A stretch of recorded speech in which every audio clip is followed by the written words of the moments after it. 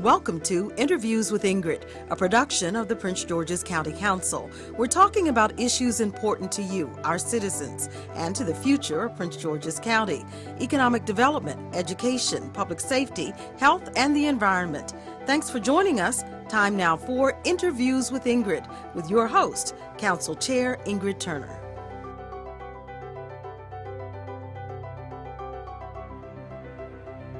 Hello, and welcome to this edition of Interviews with Ingrid. This program is a production of the Prince George's County Council. I'm your host, Council Chair Ingrid M. Turner. Health is among the County Council's top priorities, and it's a top priority for the citizens as well, to encourage healthy communities. I've been out in the community distributing jump ropes for our young people to exercise. I've also been out in the community talking to them about fitness is fun, and we have this coloring book here that gives them little activities to remind them that fitness is fun. And then we also help to encourage them by giving them a water bottle to also recycle, but also get active and hydrate when you're outside exercising. Our parks and recreation facilities are making the important connection too between living healthy lifestyles and using the services they provide in Prince George's County. Here to tell us more about that is my first guest, Mr. Ronnie Gathers, Director of the Prince George's County Department of Parks and Recreation. Welcome, and thank you so much for joining me for this edition of Interviews with Ingrid. So Ronnie, thanks for coming out. I know it's a great day outside. You could be outside exercising, couldn't you? I certainly could.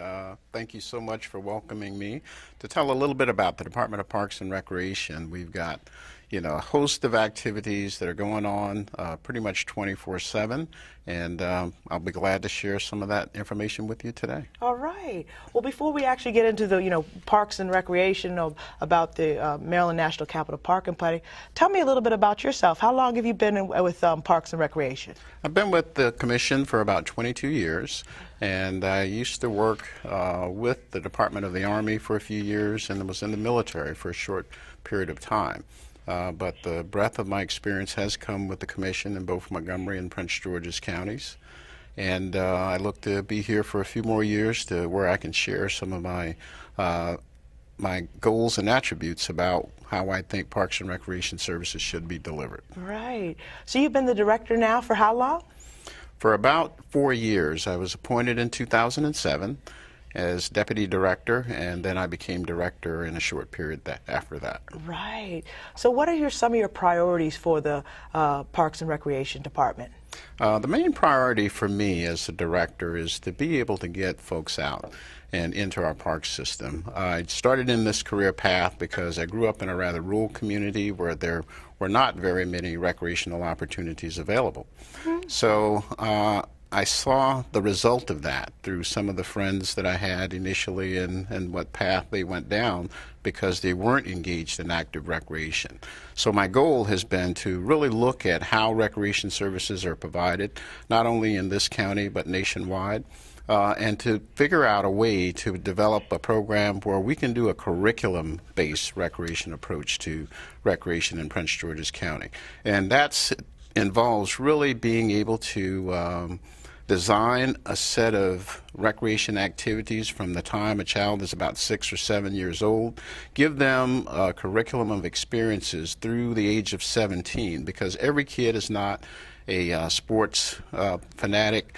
Everyone's not a musician, they're not an artist, so they have various interests. Mm-hmm. And what we would like to do is make sure that we take them through that continuum to find their niche, so that by the time they become young adults at age 20, they know where their recreational or after work or after school time should be spent. So in the recreation department, what's the earliest that a child can start in your program?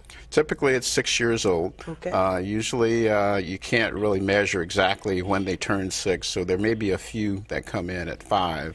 But they will be turning 6 shortly thereafter. So you have people in your program from the age 6 to 17 is considered youth. But we have people all the way up until I guess 90 years old. We hold a centenarian event each and every year. where we had, I think, at least 2 individuals that was over 100 years old. So you like to see people active in the program, or active from at least 6 years old to 90, so that they can Cradle continue to the grave. Cradle to the grave, so that they can be active all their life. That's correct. All right. Well, please, give the viewers a brief summary of some of the activities or some of the highlights, because I know that you're a nationally known recreational department. I don't know if all of our viewers know that some of the programs and some of the facilities we have here in Prince George's County are tops in the nation. That's correct, and that's a tribute to the citizens of Prince George's County. Of course, we all pay a separate Parks and Recreation tax, and that tax that goes to fund an incredible park system that's unlike any other park system in the nation. We've had the ability to achieve the recognition of the National Recreation and Parks Association by achieving 5 gold medals, and that's unprecedented by any other Parks and Recreation agency on the national scale. So the facilities that we provide, we've got well over 42 community centers. We're building another, which would be a 43rd Community Center in South County called the South Tech Rec Center. We've done renovations at a number of different facilities. So we've got anywhere from a 22,000 or 15,000 square foot center that provides local recreation within neighborhoods to 150,000 plus recreation facilities, such as the Sports and Learning Center, which provides mainly health-related activities. It has a fitness room, it has a track and field, it has gymnastics, it has swimming for recreational swim and for competitive swimming. Wow. And so, don't you also partner with the schools so that you can have some park-school combinations?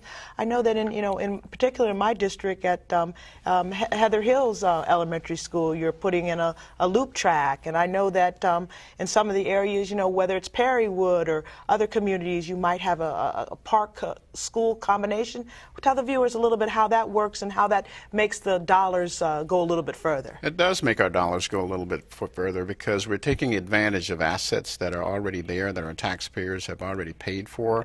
So we've got approximately 12 park school sites throughout the county, and we're looking to partner with as many organizations as we can, because we're not a one-stop shop. We don't do all recreation in the county, but we feel if we can partner with more people, that we can reach all the residents of Prince George's County. Right, very good.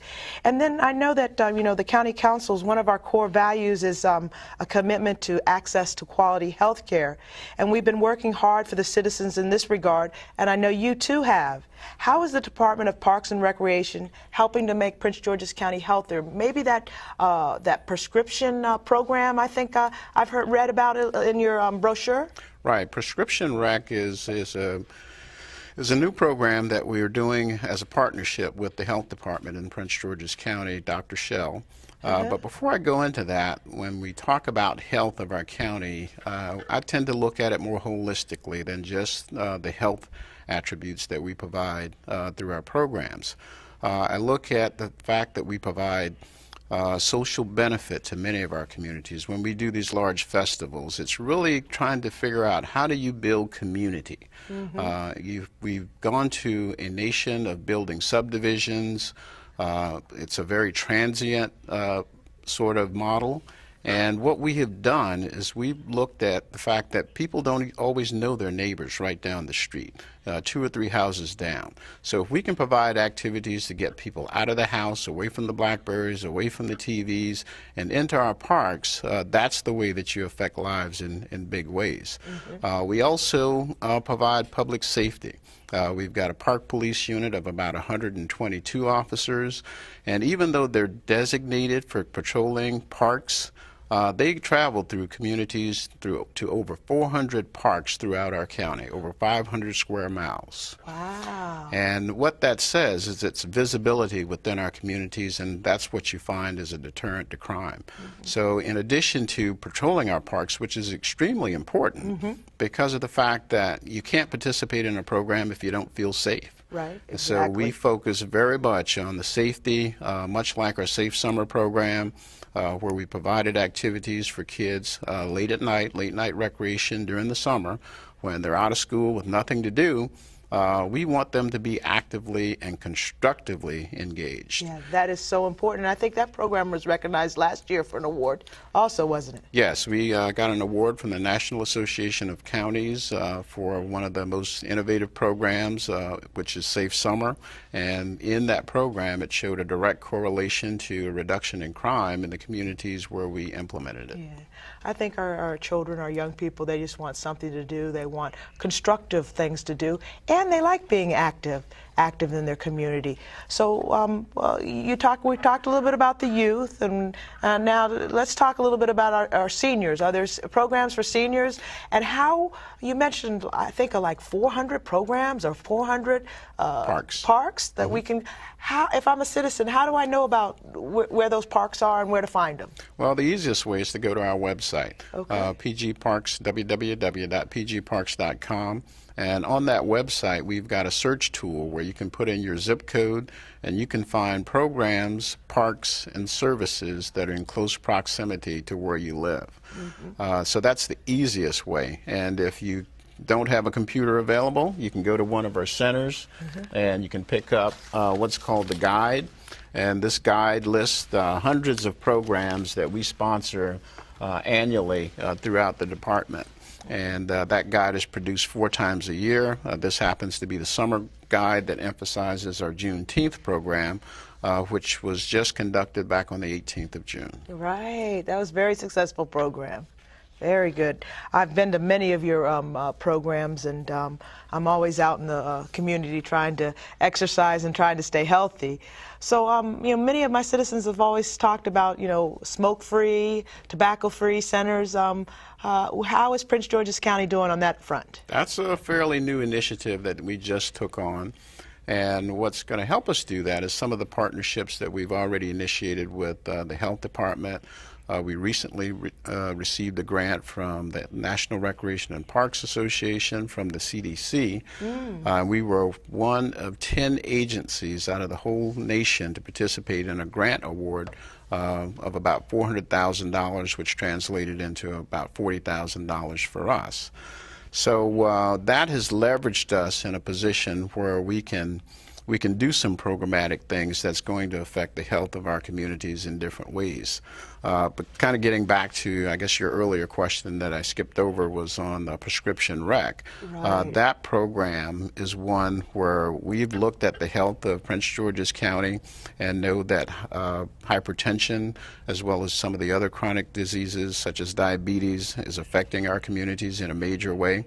Well, prescription rec is designed for our physicians throughout the county to be able to write prescriptions to our facilities, and we're doing it as a pilot initially, and this is being done with Sports and Learning Center. We're going to do 10 recommendations to Sports and Learning Center. They will see a health and fitness instructor that's going to help them design a program to improve their health, and we're going to track that over time so that we'll have an opportunity to show the impacts that our services are having on our county's health. All right. Well, lots of good information.